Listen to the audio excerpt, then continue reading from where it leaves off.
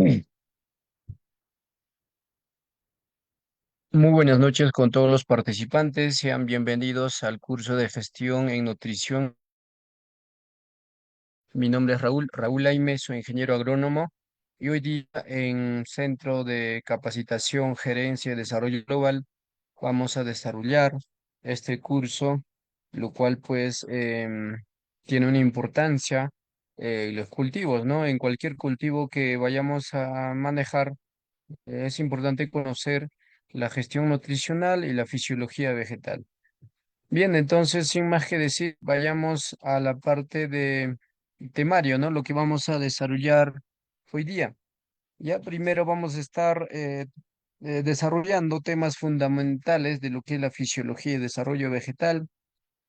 También conoceremos a los nutrientes minerales que requiere ¿no? requiere la planta, ¿ya? Y por otro lado, em, ¿no? También desarrollaremos sobre lo que es la nutrición vegetal, ya cuál es el proceso, cómo se nutre, ¿no? La planta, ¿ya? Y también vamos a ver la necesidad hídrica de los cultivos, ya que em, está relacionado a lo que es la nutrición vegetal, porque sin agua tampoco pues no hay movimiento de los nutrientes. Ya por esa misma razón vamos a tratar también de lo que es la necesidad hídrica de los cultivos. Ya y finalmente estaremos caracterizando cada uno de los macronutrientes y los micronutrientes. ¿Ok? Muy bien, entonces vayamos a la introducción. ¿Ok?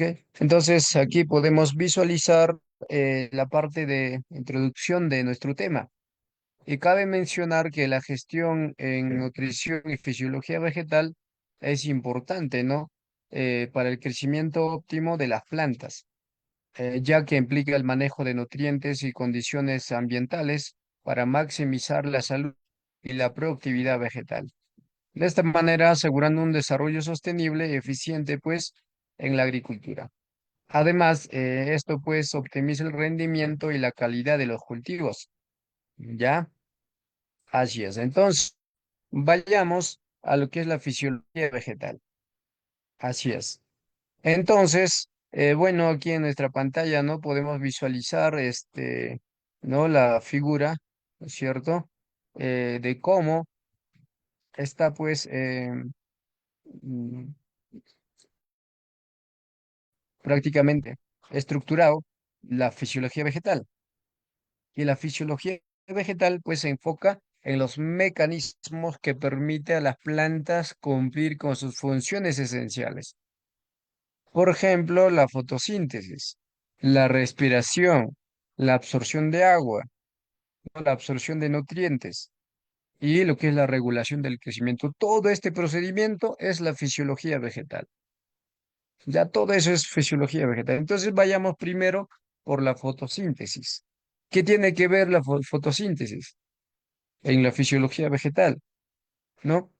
De hecho, vamos a tener fotosíntesis, ¿no? Por las reacciones lumínicas y también ahí dentro de ello, en la fotosíntesis mismo tenemos lo que es el ciclo de Calvin, ¿ya? Así es. Entonces, las reacciones lumínicas pues tienen un lugar en los telacoides, ¿no? Del cloroplasto, donde la luz es absorbida por los pigmentos como la clorofila, que se convierte, ¿no? En energía química, que puede ser en ATP o NADPH, ¿ya? Definitivamente. Luego de ello tenemos lo que es el ciclo de Calvin, lo cual también es el ciclo dentro de fotosíntesis. Y entonces ahí tenemos, ¿no? El ciclo de Calvin que va a ocurrir en el estroma del cloroplasto, ¿ya? Y el ATP y lo que es el NADPH, ¿no? NADPH que, ¿no es cierto? Que se utilizan para fijar dióxido de carbono y formar azúcares, o sea, carbohidratos, ¿no es cierto? Eso es, ¿ya? Después tenemos el transporte de agua y nutrientes.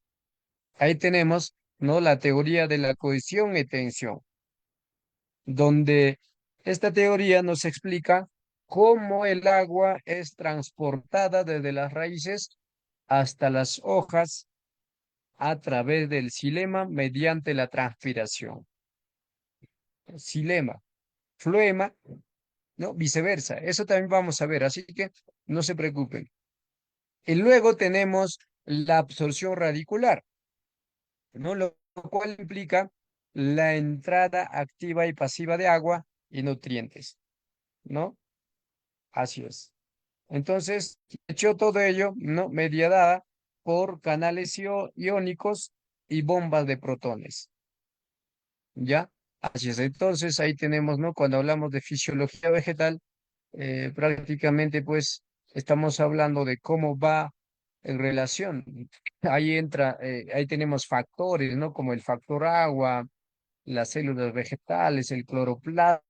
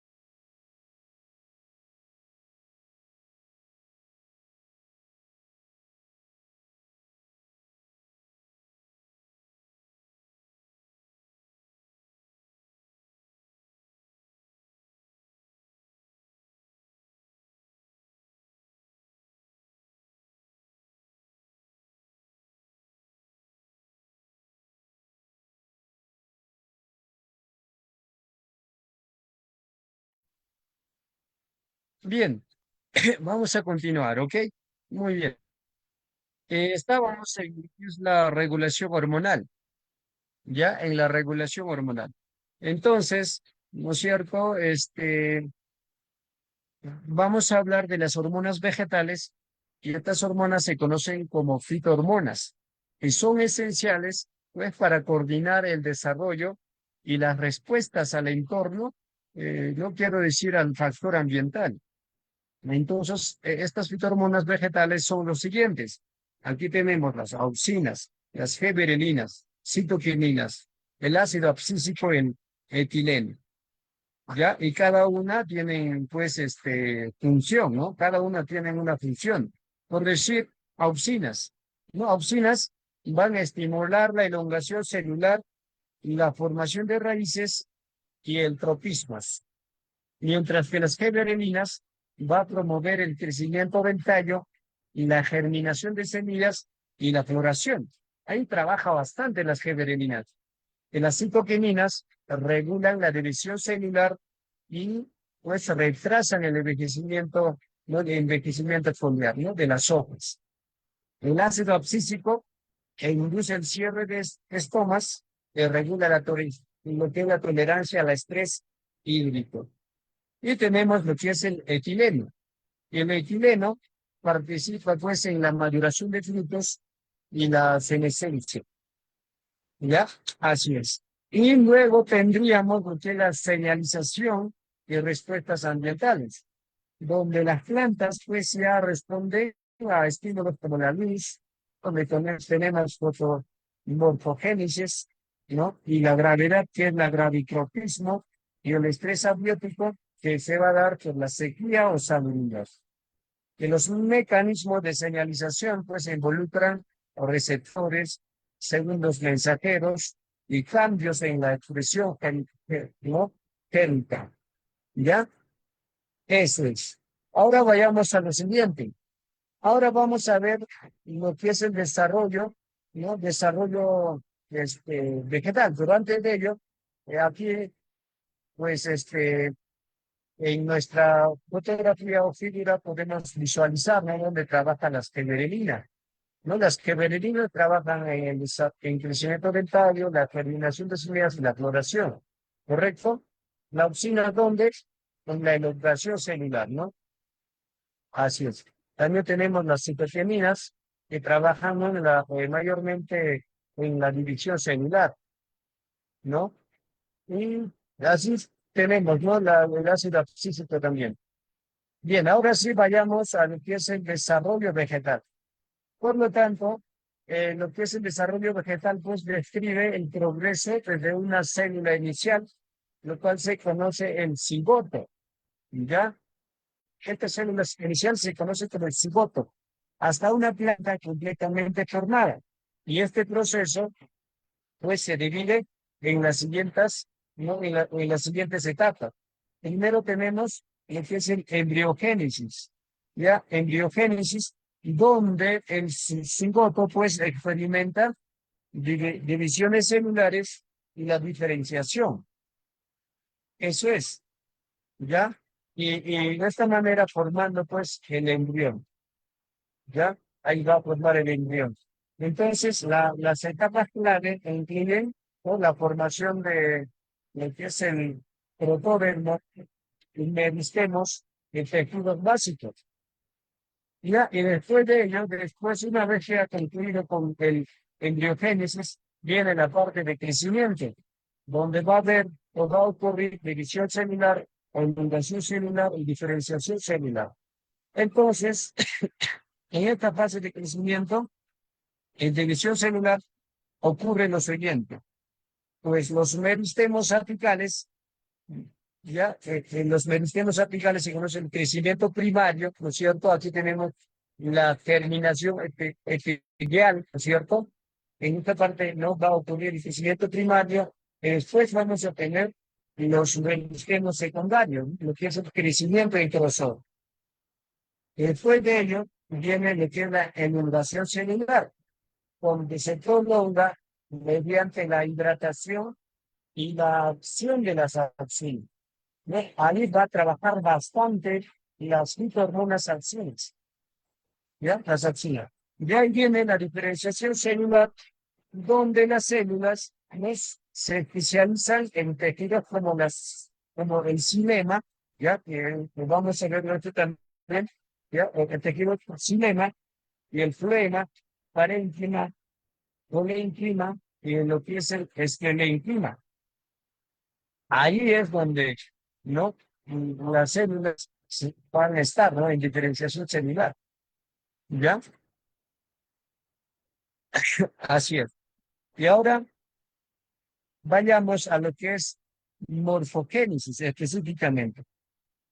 Entonces, cuando hablamos de morfogénesis, prácticamente, pues la morfogénesis va a involucrar en la formación de órganos específicos.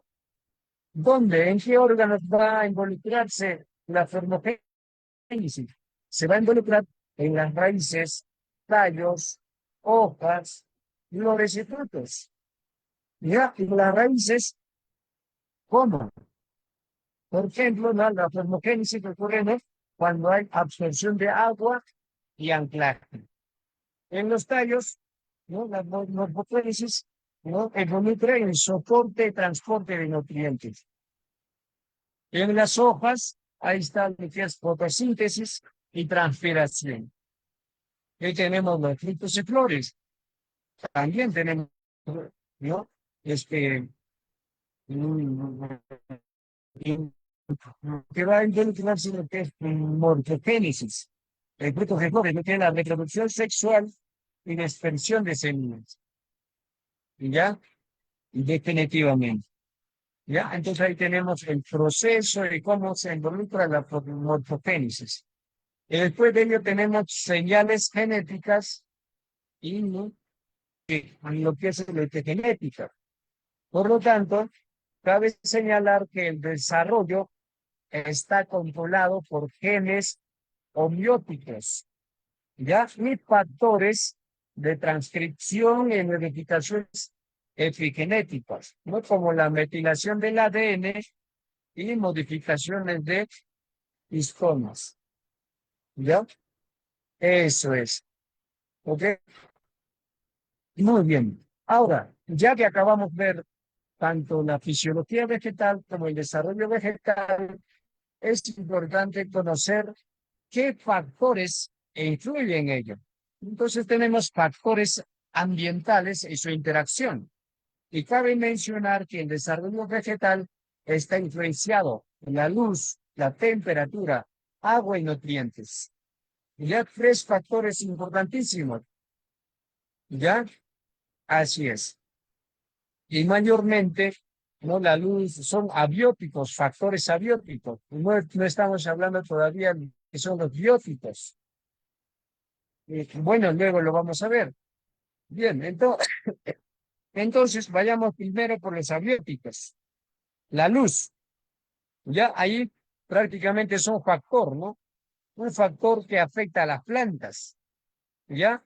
Puede ser positivo o negativo, ¿no? Su impacto. Entonces, la luz, ¿qué hace la luz? ¿Qué función tiene? ¿Qué tiene que ver en la planta la luz? Pues la luz regula procesos como la fototropia y la floración, ¿no? Mediante receptores, lo cual se conoce como fitotromos y ¿no? Criptotromos. ¿Ya? Muy bien. Después tenemos, ¿no? Su influencia igual a luz, ¿no? Como el fotoperiodo. Fotoperiodo positivo para el tallo, las hojas, y fotoperiodo negativo para la raíz. ¿Te das cuenta? Entonces, ¿gracias a qué? No a la luz. Y después tenemos otro factor abiótico, lo que es la temperatura.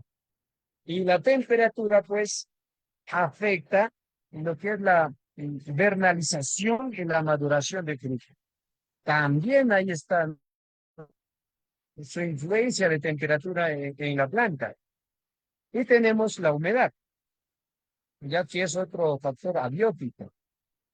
¿Ya? Y igualmente, pues la humedad, ¿no? Va a influirse o influye bastante en la absorción de nutrientes. ¿no? Si en la humedad, si el suelo está seco, en punto de marchitez permanente, no va a haber absorción de nutrientes, ¿ya? Ahí mismo está también otro factor, ¿no? Las sustancias químicas que incluyen con gases, inclusive. Ahí está ya sustancias químicas, eh, nitrógeno y otras sustancias químicas, ¿no? Luego tenemos la gravedad, y también es un factor abiótico. Muy bien. Ahora pasemos a los bióticos, ¿ya? A los bióticos. Eh, de hecho, ahí tenemos ¿no? Los bióticos que también afectan a las plantas. Por ejemplo, tenemos a los organismos mutualistas, ¿no? O sea, las plagas, ¿no? Que también afectan en la productividad del cultivo. Las plagas herbívoros. También hablemos de los microorganismos patógenos y los mutualistas, ¿ya? Todo ello va a afectar. Además de ello, otras plantas, o sea, en este caso hablemos de las malezas o arbences, que también afecta a la planta. ¿Te das cuenta? Entonces, todo ello, ¿no? Estos factores va a afectar a las plantas, ¿no? En su desarrollo vegetal. Ya por eso estamos hablando de, ¿no? Este tema, porque vamos a hablar, ¿no? De lo que es la nutrición vegetal. ¿Ya? Así es. Muy bien, entonces ahí cerramos con esto y ahora pasemos a lo que son los nutrientes minerales, ¿ya? Nutrientes minerales. Entonces, primero tenemos, ¿no? Lo que es la absorción de nutrientes y esto es importantísimo, ¿ya? Entonces ahí tenemos mecanismo de absorción, factores que influyen en la absorción y entre otras. Vayamos primero por los mecanismos de absorción. Vamos a tener dos tipos de mecanismos de absorción, lo que es absorción pasiva y absorción activa. ¿Cómo es eso? Absorción pasiva es cuando va a estar en movimiento o vamos a tener movimiento de nutrientes por difusión o flujo masal hacia las raíces. ¿Correcto? Muy bien, este proceso se conoce como absorción pasiva. Y luego tenemos la absorción activa, ¿ya? Entonces, la absorción activa, ¿no? Ocurre cuando el transporte mediano, ¿no? O vamos a tener el transporte mediado, ¿no? Por proteínas específicas en la membrana celular que requiere energía, lo cual se conoce como ATP, ¿no? Que requiere esa energía ATP. Entonces ahí tenemos ¿no? Los dos mecanismos de absorción, ¿correcto? Muy bien. Y es importante también conocer factores, ya, ciertos factores que influyen en la absorción, ¿no? En la absorción de nutrientes minerales. Entonces ahí tenemos, ¿no? Factores que va a influir en la absorción de nutrientes minerales, disponibilidad, ¿no? Disponibilidad en el suelo, ¿no? De hecho, em, de los nutrientes que va a estar influenciado por el pH, la textura del suelo y el contenido orgánico del suelo. ¿Ya? Y luego tenemos las interacciones iónicas, ¿ya? Las interacciones iónicas. Por lo tanto, hablemos de la presencia de ciertos iones que pueden, pues, ¿no? Inhibir o favorecer la absorción de otros elementos nutricionales. Y también está el transporte interno, donde los nutrientes no se movilizan hacia los órganos de la planta a través del xilema y el floema. Entonces, ahí están los tres factores que influyen en la absorción de nutrientes minerales. ¿Ok? Muy bien. Que justamente esto va en relación a las deficiencias. Ya aquí tenemos una figura que lo vamos a explicar y vamos a hablar de las deficiencias y toxicidades.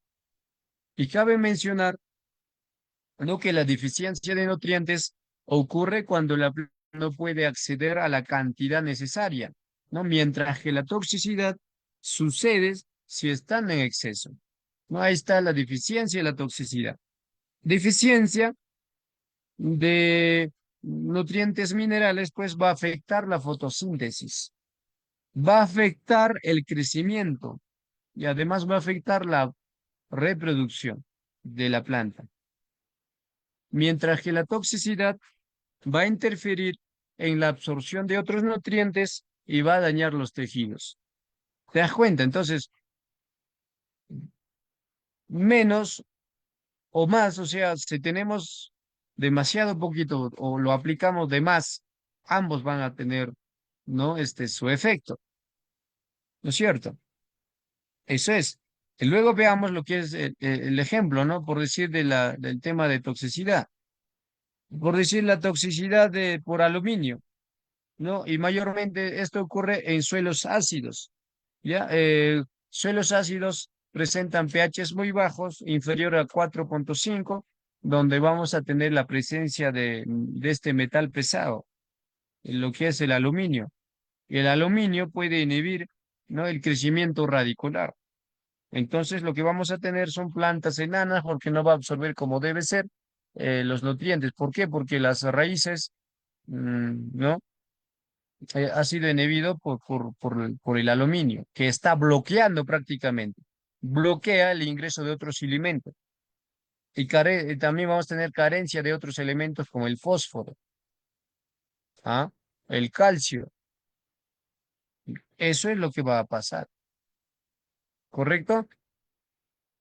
Muy bien. Y ahora vayamos a conocer un poquito de las deficiencias, ¿no? Aquí vamos a tener las deficiencias.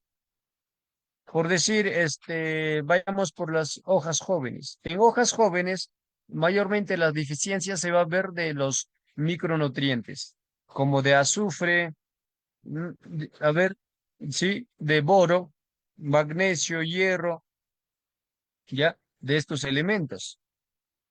Por ejemplo, por deficiencia ¿no? de boro, se va a presentar necrosis en el meristemo, ¿ya? Por deficiencia de manganeso y hierro, se va a presentar clorosis entre las nervaduras de las hojas. Y tenemos el nitrógeno. Ya también nitrógeno se va a ver clorosis, pero ¿dónde? ¿Se va a ver en hojas jóvenes? No, en las hojas viejas, ya en las hojas ya maduras, ¿no? Viejas. Y también vamos a tener ¿no? la deficiencia de fósforo, donde va a presentar ¿no? coloraciones rojas en las hojas viejas. ¿Ya? Y por deficiencia de azufre también se va a presentar fluorosis en las hojas jóvenes. Y por deficiencia de magnesio se va a presentar clorosis entre las nervaduras de las hojas, ¿ya? En hojas más viejas. Y el potasio, por deficiencia de potasio, también vamos a visualizar necrosis de las hojas, ya en las hojas más viejas. Ya entonces, eso es importante conocer para poder diagnosticar la deficiencia de elementos nutricionales. ¿Ya? Muy bien. Ahora pasemos ya a lo que es la nutrición vegetal. Y aquí vamos a tratarlo de paso a paso. ¿Cómo es la nutrición vegetal? Primero tenemos principios fundamentales de la nutrición vegetal. Ya entonces hablemos de elementos esenciales. Por lo tanto, cabe mencionar que un elemento pues se considera esencial para las plantas, se cumple las siguientes condiciones. ¿No? Ahí tenemos el elemento esencial va a ser necesario, ¿no? para completar el ciclo de vida y no puede ser reemplazado por otro elemento. Además, participa en procesos metabólicos específicos. Y luego tenemos la clasificación de elementos. Ahí están los macronutrientes y los micronutrientes. Los macronutrientes es el nitrógeno, fósforo, potasio, calcio, magnesio y lo que es el azufre. Y son requeridos en grandes cantidades, mientras que los micronutrientes como hierro, manganeso, zinc, cobre, boro, molibdeno, cloro, níquel, no son requeridos en menores cantidades, pero igualmente indispensables. ¿Ya? Y para todo ello, ¿no? va a influir bastante otros factores, ¿ya? No es que solitos se va a nutrir la planta, sino ahí va a influir bastante, ¿no? El dióxido de carbono, vapor de agua, la luz, ¿no? El oxígeno, el agua, ¿no es cierto? Y el suelo. Todo ello va a ser factor para la nutrición vegetal. Y aquí tenemos, ¿no? El proceso de nutrición vegetal. ¿Ya? Aquí tenemos proceso de nutrición vegetal. Por lo tanto, en primer punto, tenemos lo que es la absorción de nutrientes, ¿ya? Absorción de nutrientes. Entonces, hablemos, ¿no? De lo que es la absorción de nutrientes desde el suelo y desde el ambiente. Así es. Muchos tal vez pensamos de que todo es absorbido por el suelo, no. O sea, otro es cuando lo aplicamos por vía biliar, ¿no es cierto? Eso creo que lo sabemos, pero aparte de ello, también absorbe. ¿Y qué es lo que absorbe? Ahí lo vemos. Desde la absorción de nutrientes a través del suelo o desde el suelo va a ser a través de las raíces mediante mecanismos activos y pasivos. ¿Ya? Así es. ¿Ok? Muy bien. Desde el suelo a través de las raíces, ¿no? Todo lo que de la materia orgánica, de la descomposición de residuos vegetales, el nitrógeno, el fósforo, el potasio que lo hemos aplicado al suelo. Cuando es desde el ambiente, ya también se va a nutrir del dióxido de carbono absorbido por los estomas. Entonces ahí va a ganar carbono, ¿no? Dióxido de carbono y va a procesar en carbohidratos, ¿no es cierto? Así es, ¿ya? Muy bien. Luego tenemos lo que son los mecanismos de absorción, ¿ya? Ya hemos visto, ¿no? Lo que es la mecanismo de absorción pasiva y activa, que es por difusión. Lo que es pasiva va a ser por difusión o flujo masiva, lo cual no requiere energía, mientras que la activa sí va a necesitar de energía, ¿no? Lo que es el ATP. Va a utilizar energía para transportar nutrientes en contra de su gradiente de concentración.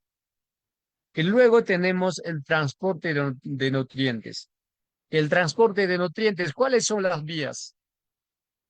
¿Por dónde se va a transportar los nutrientes? ¿Que los nutrientes también se transportan? Claro que sí, es como un ascensor que lo transporta. Y ahí está el xilema y floema, ¿ya? Así es. Entonces aquí vamos aclarando. ¿Qué ocurre? Que aquí incluso en nuestra figurita, aquí no sé si logran visualizar, ahí lo tenemos, ¿ya? Vayamos por xilema.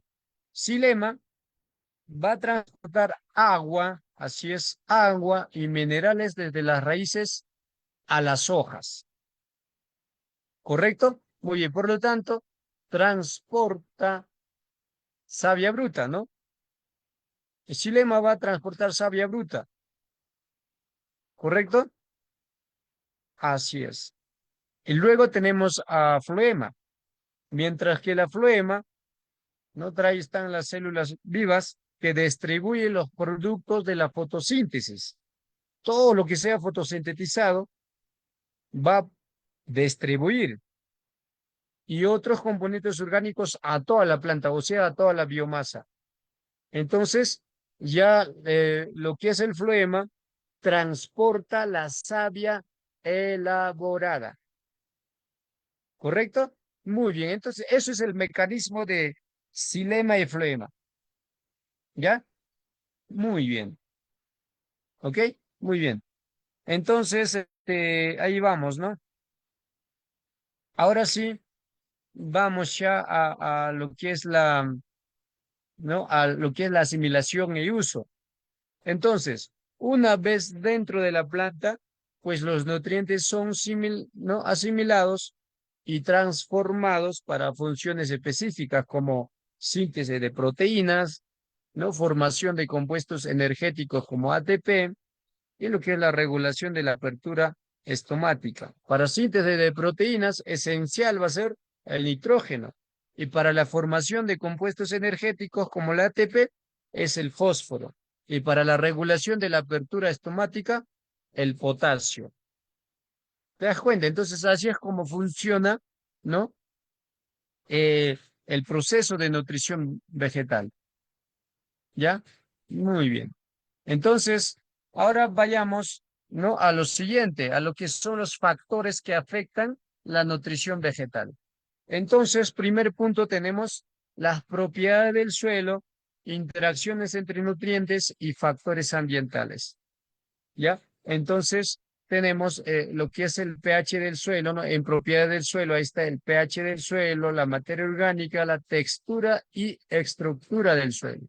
El pH del suelo, de hecho, pues afecta la disponibilidad de nutrientes. ¿Ya? Así es, definitivamente el pH del suelo afecta la disponibilidad de nutrientes, mientras que la materia orgánica mejora la capacidad de retención de nutrientes. ¿Ya? Así es. Y luego tenemos la textura y estructura del suelo, lo cual influye en la retención de agua y aireación. Tiene que haber flujo, ¿no? Si no hay flujo, ¿no? O sea, no hay aireación, no hay oxigenación, tampoco no va a haber movimiento de los nutrientes. No puede estar compactado, ¿no? Si hay una compactación, incluso vamos a carecer de agua, ¿no? De humedad. Entonces, ahí están los factores.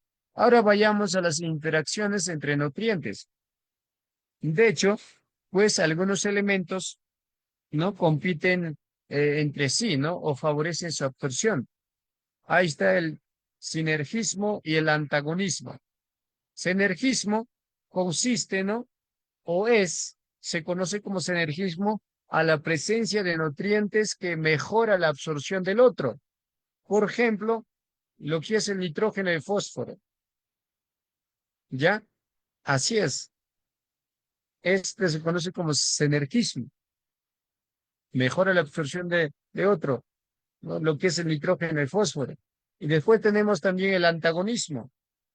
Un nutriente en exceso ya también puede inhibir, o sea, puede bloquear la absorción del otro. Por decir, el exceso de potasio ya reduce la absorción de magnesio. ¿Te das cuenta? Y esto se conoce como antagonismo. ¿Ya? Eso es factores de interacción entre nutrientes. ¿Ya? Así es como funciona. Y luego tenemos factores ambientales. Ahí está la luz, agua y temperatura. Ya estos factores ambientales igualmente pues van a influir, ¿no? En la nutrición vegetal. Por lo tanto, primero tenemos el primer factor, lo que es la luz. Y la luz pues influye en la fotosíntesis y el metabolismo energético, mientras que el agua va a ser, ¿no? El medio de transporte para los nutrientes. Y si no hay agua, no se transportan los nutrientes. Es como el tren. Tú para que puedas viajar a un cierto punto, necesitas de tren, necesitas de taxi, necesitas de bus. Si no hay bus, si no hay, es difícil que puedes caminando, ¿no? Imagínate movilizarte de una región a otra región, difícil. Así igualito es el agua para los nutrientes, ¿ya? Así es. Y luego tenemos otro factor, lo que es la temperatura. Igualmente, la temperatura pues afecta la actividad enzimática y la absorción radicular, ¿ya? Así es. Y luego tenemos, ¿no? Otros factores que influyen también en la nutrición vegetal. Entonces hablemos también lo que es la capacidad de intercambio catiónico, ¿no? Lo que es la fertilización. De hecho, ahí hablemos, ¿no? En la interacción entre nutrientes, lo que es el sinergismo y antagonismo. Ya también el análisis del suelo, donde se tiene que determinar el nivel de pH, el porcentaje de materia orgánica, el tipo de suelo, entre otras. Y lo que es la conductividad eléctrica, ¿no? La cantidad de salinidad que se concentra en el suelo. Y el contenido, ¿no? Ya de la materia orgánica, como hemos mencionado, ¿ya? Así es. ¿Ok? Muy bien, ahora pasemos a lo siguiente. Y aquí tenemos lo que es el diagnóstico nutricional vegetal. Entonces, para poder diagnosticar la, ¿no? Deficiencia o exceso, lo que tenemos que hacer es análisis, ¿no? Tenemos que analizar. ¿Qué vamos a analizar? Las hojas. También tenemos que analizar el suelo. Ya, así es. Entonces, este, el análisis foliar nos va a permitir medir las concentraciones de nutrientes en los tejidos. Es bastante útil para determinar el estado nutricional de la planta, mientras que el análisis del suelo nos permite, pues, para evaluar la disponibilidad de nutrientes en el suelo y guía las estrategias de fertilización. ¿Ya? Entonces es importante el análisis del suelo, definitivamente. Y luego tenemos el manejo de la nutrición vegetal. ¿Cómo lo hacemos? ¿Cómo hacemos el manejo de nutrición vegetal? Ahí está primero, por ejemplo, tenemos fertilización racional, donde se tiene que aplicar nutrientes en las proporciones adecuadas. Y luego tenemos uso de biofertilizantes, ¿no? Como los microorganismos que mejoran la absorción de nutrientes. Y tenemos la rotación de cultivos, ¿no? Lo cual favorece la disponibilidad de nutrientes y mejora la estructura del suelo. Y luego tenemos lo que es la corrección del pH del suelo. Y por ejemplo, ¿no? Tenemos la cal agrícola que puede neutralizar, ¿no? Suelos ácidos. ¿Ya? Así es. ¿Ok? Muy bien. Entonces, ¿no? Ahí está la parte de nutrición vegetal. Y ahora pasemos pues a las necesidades hídricas de los cultivos. Estamos muy bien. Entonces, primero es importante conocer factores que determinan la necesidad hídrica. Ya, entonces, hablemos de los factores intrínsecos del cultivo. Y ahí tenemos especie, variedad y etapa fenológica. Entonces, cabe señalar que algunos cultivos, como el arroz, pues tienen mayores requerimientos hídricos debido a sus características fisiológicas, ¿ya? Y las variedades tolerantes a la sequía requieren menos agua. Entonces, es un factor, ¿no es cierto? Entonces, va a depender de especie y variedad para poder hablar de la necesidad hídrica, ¿no es cierto? Muy bien. Después tenemos la etapa fenológica, ¿ya? Ahí está la germinación, crecimiento vegetativo, floración y fructificación y maduración. Ahí está la germinación. La germinación es la alta, ¿no? La alta densidad, ¿no? La alta necesidad para asegurar una emergencia uniforme. Ya en crecimiento vegetativo, ya de hecho, el agua se va a necesitar de forma moderada, ya que se necesita agua para elongación celular. En etapa de floración y fructificación ya también vamos a necesitar la máxima, ¿no? Ya que el déficit hídrico en estas etapas afecta directamente el rendimiento. Y luego tenemos la etapa de maduración, lo cual disminuye ya la necesidad, ¿no? La necesidad de agua, excepto en cultivos como el arroz, que requiere agua hasta la cosecha. Ya entonces, así es, todo esto son factores para determinar la necesidad hídrica. Y otro factor es el factor climático, no como la evapotranspiración y la precipitación.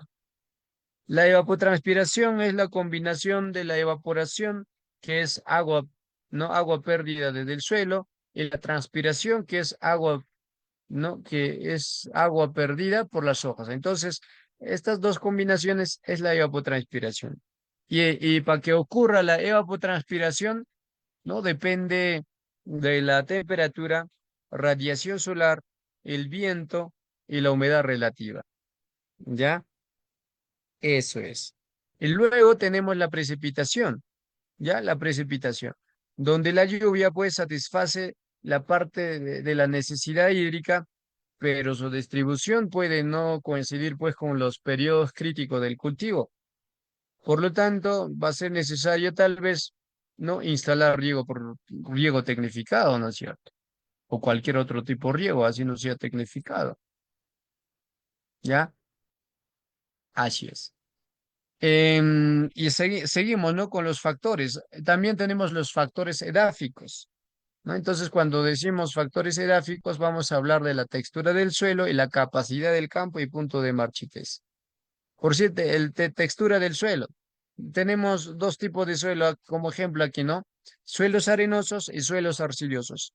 Suelos arenosos tienen baja capacidad de retención de agua que requieren riegos más frecuentes. ¿Ya? Así es, mientras que los suelos arcillosos tienen alta capacidad de retención de agua, pero menor infiltración. ¿Te das cuenta? Entonces, aquí, de hecho, va a ser, pues, se va a requerir riego, ¿no? Em, con menos frecuencia porque la infiltración es lenta, ¿no es cierto? Con una alta capacidad ya vamos a aplicarlo un poquito más de volumen hasta que pueda, digamos, cubrir el capa del suelo y luego lo dejamos por un largo tiempo hasta que pueda infiltrarse, ¿no? Eso es. Y luego tenemos la capacidad de campo y punto de marchitez, no de permanente, lo cual va a determinar la cantidad de agua útil para el cultivo. Por ejemplo, siempre lo adecuado es a la capacidad del campo. No puede estar saturado. Si va a estar saturado el suelo, lo va a ahogar a las raíces, ¿no? Vamos a proliferar enfermedades, patógenos, entonces no es bueno. Si vamos a estar en punto de marchitez permanente, también ya vamos a carecer de recurso hídrico. Por lo tanto, no va a haber movimiento de nutrientes, no, la planta se va a estresar y finalmente va a morir. Eso es. ¿Ya? Así es. Y luego tenemos sistema de cultivo. Ahí hablemos también de lo que es la densidad de plantas y sistema de manejo. Densidad de plantas, ¿no? También va a influir como factor, ya que mayor densidad aumenta la competencia por agua. ¿Ya? Así es. Otro sistema de manejo también influye, ¿no? Lo que es la labranza, la cobertura vegetal, ya que la cobertura vegetal puede no retener la humedad y evitar la evaporación mayormente. Y prácticas de conservación que afectan, ¿no? La deficiencia del uso del agua. ¿Ok? Muy bien. Y aquí tenemos métodos, ¿ya? Aquí tenemos métodos para determinar las necesidades hídricas. Primero tenemos la evapotranspiración del cultivo, ¿ya? Entonces, de hecho, aquí se calcula pues utilizando la siguiente ecuación o la fórmula, donde ¿no? Lo que es la evapotranspiración del cultivo va a ser igual a lo que es evapotranspiración de referencia, ¿no es cierto? Medida o estimada con métodos como el Pegman, ¿no? El Pegman-Monteith y multiplicado por el coeficiente del cultivo que varía según la etapa fenológica. Ejemplo, ¿no? El maíz. En maíz, por decir, el coeficiente del cultivo puede variar de 0,3, ¿no? Al inicio. En etapa de floración, el coeficiente de cultivo puede ser 1,2, ¿ya? Así es. Y luego tenemos lo que es el balance hídrico. ¿Ya? El balance hídrico pues estima el agua disponible en el suelo, considerando lo que es la precipitación, riego aplicado, pérdidas por drenaje o escorrentía.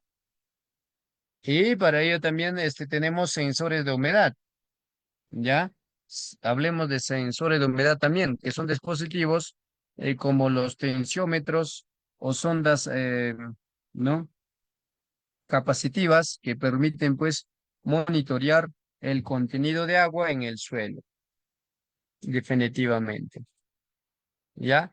Así es. Y aquí tenemos una tabla de las necesidades hídricas de cultivos comunes, ¿ya? Aquí tenemos, por decir, no por prácticamente ¿no? Lo que es milímetros por siglo, ¿ya? Milímetros por siglo de agua.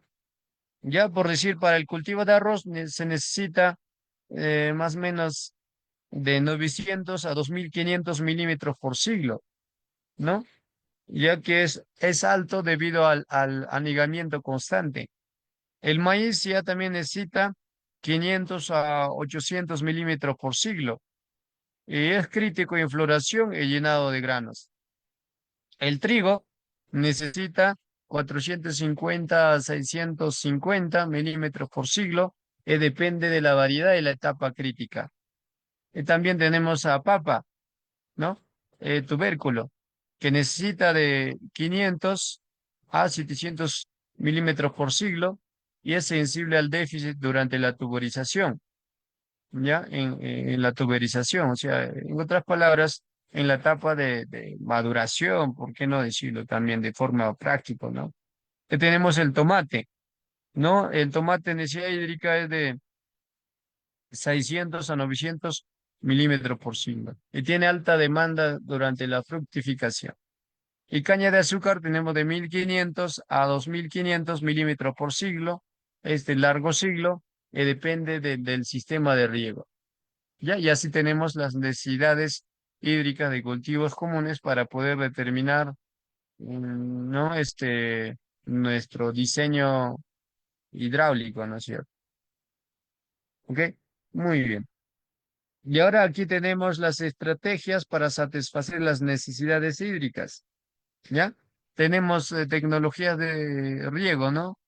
Y también vamos a tener el manejo del suelo. Bueno, son estrategias para aplicarlo. Por ejemplo, tenemos el sistema de riego, ya como riego por gravedad, riego por aspersión, y riego por goteo y la fertirrigación. Riego por gravedad es de bajo costo, pero tiene menor eficiencia en el uso del agua. Mientras que el riego por aspersión simula a la lluvia y distribuye el agua uniformemente. Mientras que el riego por goteo es alta eficiencia y es adecuado para cultivos de alto valor. Y la fertirrigación ya combina el agua y nutrientes y por lo tanto se va a optimizar los recursos. Entonces ahí tenemos los cuatro, o mejor dicho, tres sistemas de riego tecnificados que podemos aplicarlo a nuestro cultivo como una estrategia para satisfacer, ¿no? la necesidad hídrica del cultivo y así mejorar la nutrición vegetal. Y luego tenemos el manejo del suelo, como el uso del acolchado o mulching y lo que es la labranza mínima. El acolchado o el mulching pues reduce la evaporación y conserva la humedad, mientras que la labranza mínima mantiene ¿no? la estructura del suelo y mejora la infiltración. Y tenemos las variedades resistentes, como el desarrollo de variedades tolerantes a la sequía, lo cual es clave para regiones con escasez hídrica. Y tenemos también lo que es el monitoreo climático, como uso de estaciones meteorológicas para programar riegos y evitar excesos o déficits. ¿Ya? Así entonces ahí están las estrategias para satisfacer las necesidades hídricas. Y ahora sí hemos llegado a la parte de macronutrientes y micronutrientes. Ahí vamos a ir detallando cada una de ellas. ¿Ya? Sabemos que los macronutrientes son esenciales en grandes cantidades, se dividen en los macronutrientes primarios y secundarios, ¿correcto? ¿No es cierto? Muy bien. Entonces, vamos primero a los macronutrientes. Ahí tenemos, ¿no? NPK, ¿correcto? Muy bien, entonces vayamos al nitrógeno. Nitrógeno es un componente principal de aminoácidos, proteínas, clorofila y ácidos nucleicos. Y además, el nitrógeno estimula el crecimiento vegetativo. La deficiencia de nitrógeno puede generar clorosis en las hojas viejas y va a generar crecimiento reducido. El exceso de nitrógeno, ¿no? Ya también va a generar un crecimiento excesivo con tejidos débiles y va a tener menor resistencia a plagas. Eso es lo que ocurre, ¿no?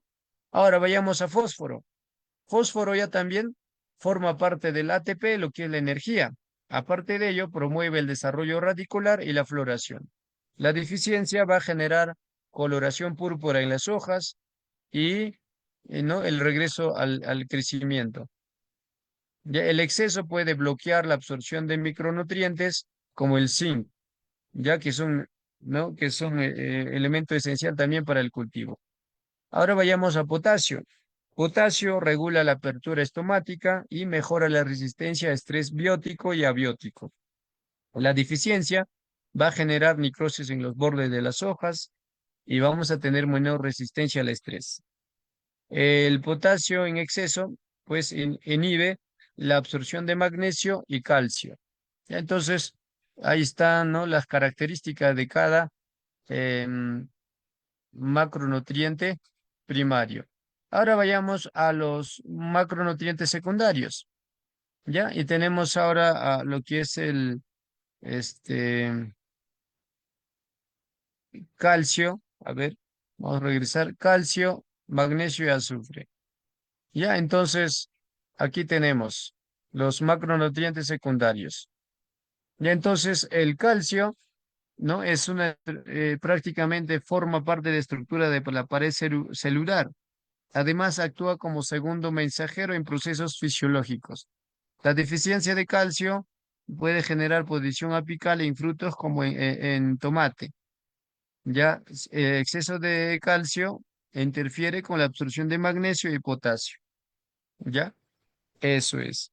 Después tenemos el magnesio, ¿no? Y magnesio es un componente central de la clorofila y ¿no? Cofactor de enzimas metabólicos. La deficiencia va a generar clorosis intervenar en las hojas viejas y su exceso de magnesio puede causar desequilibrio con otros cationes. Ahora vayamos al azufre. Y azufre forma parte de aminoácidos como la ¿no? Lo que es cisteína y metionina. Y es esencial para la síntesis de proteínas.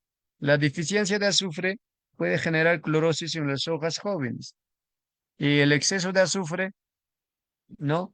Puede acidificar el suelo. Eso es. ¿Ya? Muy bien. Entonces, también pues el azufre, por ahí cuando los suelos son alcalinos, se ha aplicado al suelo para bajar el pH. Ahora tenemos a los micronutrientes esenciales. ¿Ya? Entonces, igualmente es importante, ¿no? Conocer a los micronutrientes esenciales. Ahí tenemos el hierro, por ejemplo, primero tenemos el hierro, y el hierro pues participa en la síntesis de clorofila y es un cofactor en reacciones de redox. ¿Ya? La deficiencia de hierro genera clorosis intestinal en las hojas jóvenes. Exceso de hierro puede causar toxicidad en suelos ácidos. Y luego tenemos a manganeso. Y manganeso es un activador de enzimas en la fotosíntesis. La deficiencia de manganeso puede generar clorosis y manchas en las hojas. El exceso de manganeso va a generar también manchas en las hojas. ¿Ya? Así es. Que tenemos el zinc, que es bastante, ¿no? Principal en la síntesis de hormonas de crecimiento como las auxinas. Y la deficiencia de zinc va a presentar hojas pequeñas y cloróticas, y el exceso de zinc va a inhibir la absorción de fósforo. El cobre participa en procesos de redox y en la lignificación de tejidos. Y la deficiencia de cobre va a generar malformaciones en hojas jóvenes. Y el exceso de cobre puede ser tóxico para la planta. ¿Ya? Definitivamente. ¿Ok? Muy bien. Ahora, para terminar, vayamos a lo siguiente. ¿Ya? Y aquí terminamos. ¿Ok? Entonces aquí tenemos ya al boro. El boro tiene, ¿no? La movilización de azúcares o trabaja bastante en la movilización de azúcares y en desarrollo de paredes celulares. Y la deficiencia de boro va a presentar o va a generar malformación en hojas, ¿no? Flores y frutos. El exceso va a presentar necrosis en hojas y bordes. Y luego tenemos el molibdeno. Es esencial para la fijación de nitrógeno. Además, participa en la reducción de nitratos, ¿ya? Y su deficiencia de molibdeno genera clorosis en las hojas viejas. Y el exceso de molibdeno pues genera toxicidad rara, pero puede afectar la fijación simbiótica. También tenemos al cloro, que también es un micronutriente, y el cloro pues regula la osmosis y la presión hídrica, y la deficiencia de cloro puede generar marchitez y clorosis. El exceso de cloro puede ocasionar toxicidad en cultivos. Y finalmente tenemos lo que es el níquel, ¿ya? Y el níquel pues participa en la actividad de la oriasa, y la deficiencia de níquel puede presentar, ¿no? Acumulación de urea tóxica. ¿Ya? Entonces, eh, ¿no? Eso sería pues todo en cuanto a las características de los macronutrientes y micronutrientes, ¿no? Y de esta manera hemos llegado a la parte final de nuestro curso. Si habría alguna consulta, duda respecto al tema, adelante.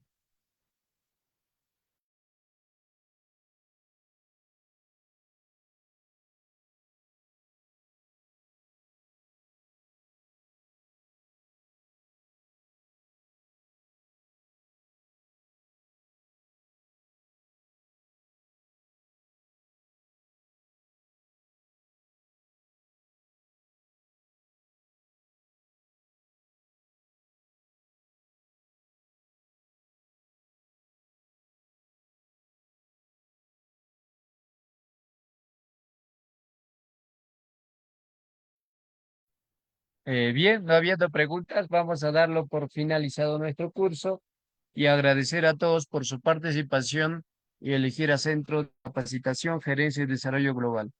Nos vemos en un próximo sistema educativo. Que tengan muy buenas noches. Gracias.